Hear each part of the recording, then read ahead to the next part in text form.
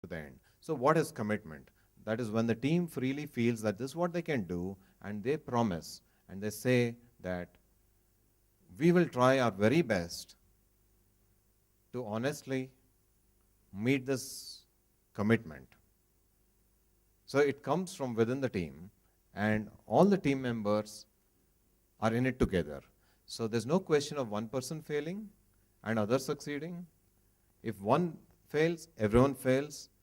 If one succeeds, everyone needs to succeed. So it's a team commitment. So that's the idea. Now, this idea may seem a little strange to us because in software industry, we all are, we don't think that way, right? We think more or less in terms of, okay, have I done well? Who does assessments and yearly evaluations, and what's the model? It's one-on-one mostly, correct? So we think in that way. But it is easy to think in terms of a team way. It's simply in sports. You cannot have a team where someone succeeds and they lose the match. You may say they played well, but that's besides the point. You lost the match. If you change the team, let's see what happens if you change the team. In between a sprint, we're talking about all this in within a sprint. So set of people make a commitment. What happens if you remove a resource? Remember, it's a resource now. When project managers think of people as resources, they are saying that one resource can simply be replaced by another resource. And this idea is called fungible. Has people heard of this? That the word fungible simply means that some entity can be replaced by another entity and it has no change on the system. Yeah. So when we think of people as resources, that's what we're saying. Okay. So your project plans, everything look exactly the same. Now, if you change a team member, they go out and someone comes in. The new person, so on the third day of the sprint, this is done. So the new person, is this person committed? First of all, is this person even clear about the commitment? May not be, because they'll be brought in and they'll be told to do something. The other thing is, in terms of commitment, is this person even there, has a feeling that he or she has to contribute to this? Probably not. Yeah. Now what has happened is you actually brought down the team's capacity, because not only this person is not committed, other team members have to help him do this. Okay, so what is going to happen to the success of the team in terms of that sprint? What are the chances? Are they going to go up or are they going to go down? They're going to go down. Yeah. So what happens when the team reaches the end of the sprint and they go down? They have met with a failure that was unnecessary. What happens to their motivation when such a thing happens? It goes down further. What happens to the senior management in terms of pressures that will build up because one extra failure has happened? Pressure goes up. What happens when that pressure goes up and they're tempted to put pressure on the team for the next sprint in terms of committing freely? Temptation becomes stronger. I've just given you an example, it's called systems thinking. When you try to achieve something and you take a step, while you may or may not achieve that in the short term, there are side effects. In many cases, if you got some illness and you take a medicine, there are side effects. Well, that's okay. It's a price you pay and you may be okay with it. But in projects and our organizations in other places, we don't do systems thinking. Hence, we don't see the ill effects of a decision beyond step one. Human beings are very simple people. We like to think we're sophisticated, but we are very simple. If you do something and see some change, you will attribute it to that, and that's it. You don't see further what happens. I'll give another example. This is from the roads we see. If you look at any road, any street in India, busy traffic going on, how do people cross the street? Just think about it. So traffic is at, let's say, moving at a high speed. Okay, not really high speed, but let's say around 40 or 60. Traffic is moving. There are two people who want to cross. Observe it the next time. So this is the street. Traffic is coming, and this is how they try to cross.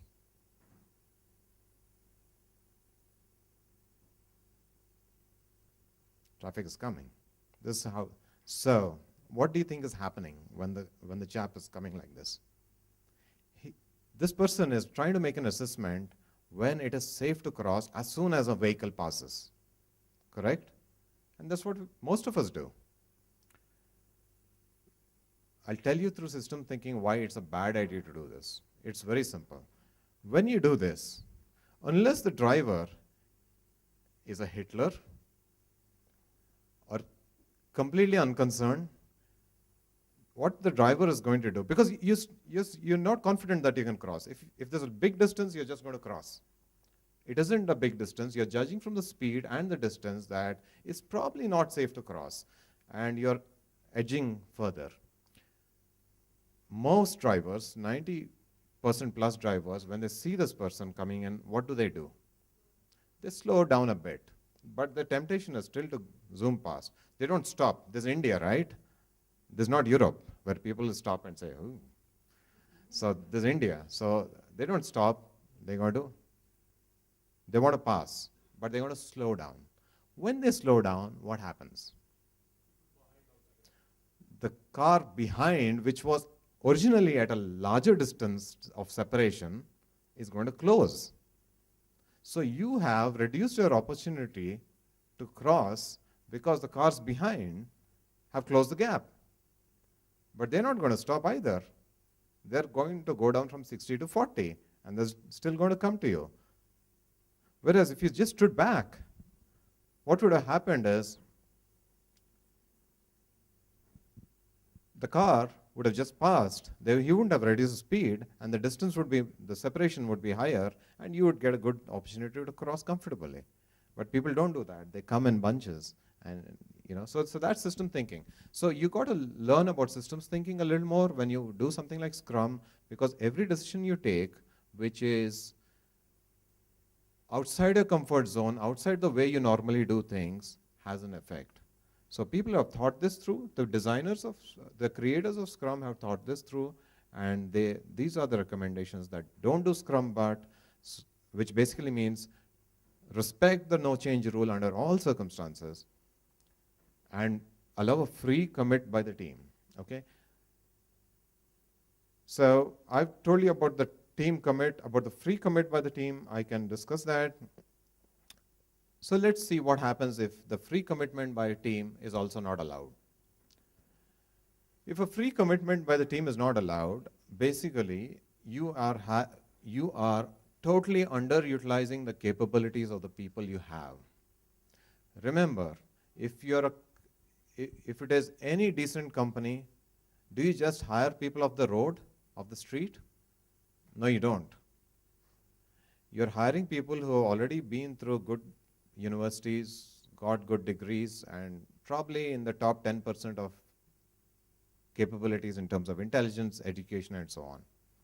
And if they got a little bit of experience, they already should be much, much above a person whom you'll just say, oh yeah, go and give me a glass of water or a cup of tea, or it's very different.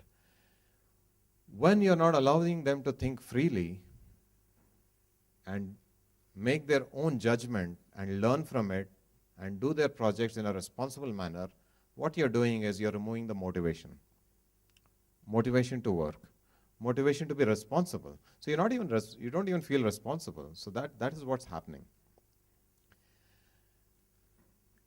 Another thing happens. When people join companies, and I think each of you can relate to this, the first company you joined with a lot of enthusiasm. After about 6 months to a year, you pretty much realize that you're just a drop in the ocean. That's okay. But I'm a drop even in my own project. And no one really cares what I think. So what happens? We reduce the amount of engagement we have in our projects, we reduce thinking. But there's another very important skill we pick up. I did. We learn the skill of pretending to work. That's a skill we pick up. So that's what happens if you don't allow people to commit freely. So it's a systems problem. It's a much larger organization problem. If you don't allow people to freely commit to goals and then show them, okay, you committed to this goal, have you done it? Challenging people for higher goals, it comes much later. We all like to get into stretch goals much earlier. It's like asking many of you to say, okay, run 4 kilometers and show me in 10, like 15 minutes. Stretch goals come much later. Okay? So let's look at why breaking this. So I've told in a little bit of depth why breaking this is a problem. Now let's look at it a little more at a higher level and see why it could be a problem. Yeah. So first of all, it creates a precedence. This is something we need to understand. If you break a rule, it creates precedence. There are two kinds of governance systems. So there's something called English law and there's something called French law. I'm not sure if it's actually correct. I think it's something of a joke. But basically in English law, it simply says that the law prohibits you from doing certain things. As long as you don't do these prohibited things, you're free to do anything. The French law allows you to do certain things. And you should not do anything outside of what's allowed. Nothing outside of what's allowed is. So if you look at the second system, there will be a lot of laws. Scrum is actually the opposite. It has very few rules. In fact, the rules I showed you are pretty much most of the rules. There are a few others, but they're not that important. So this law basically means is that if you break these rules, you have a problem. And the problem is of precedence. Once you break any of these rules, you tend to break it again and again and again. And soon, you have no system. You end up doing only Scrum but. So first problem is it creates a precedence. The second problem is it circumvents inspect. When you're inspecting something, you need a stable reference point. And that's one of the reasons why the advice is don't change your sprint length in a project every now and then. If you keep changing your sprint length, you don't know how much you can do in what time. So what you can do in 1 week is not half of what you can do in a 2-week stretch. Yeah? You can run half a kilometer in 2 minutes or 1 minute. It doesn't mean that you can run 1 kilometer in 2 minutes. It doesn't work that way.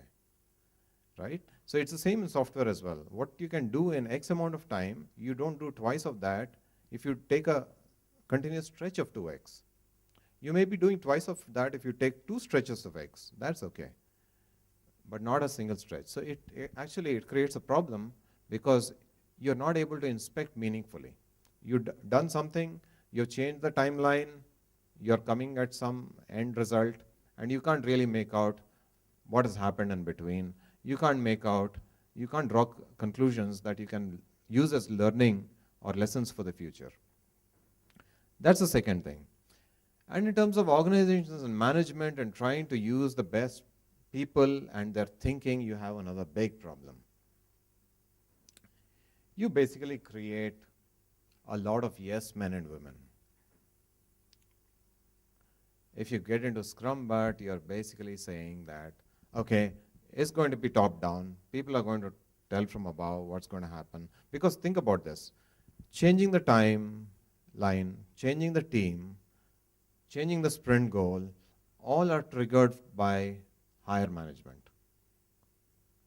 Who decides that the team can be changed? Someone can come in and out. It's from higher management. Who decides that we need to change the sprint goal? Higher management. Who decides that it's okay to change the timeline? Higher management.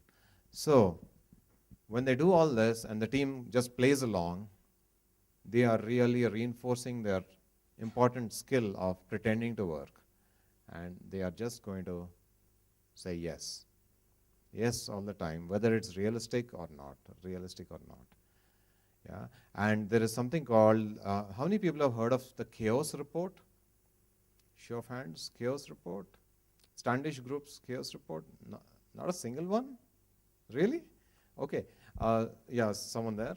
So the chaos report was, a report published by the Standish Group. It first gained a lot of exposure in 1995. That report, actually, project managers should know it. It's a report that shocked the IT industry in terms of failure rates.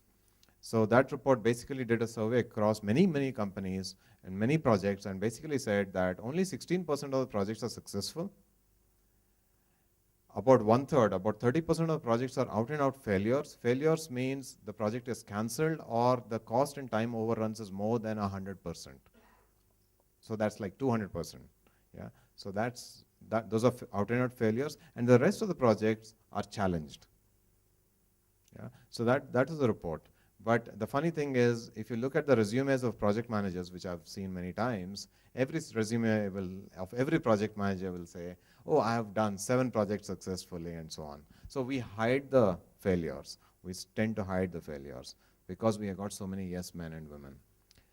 Coming back a little bit to the video that Saurav showed, actually it seems Hitler was pretty much, in terms of strategy, was very good.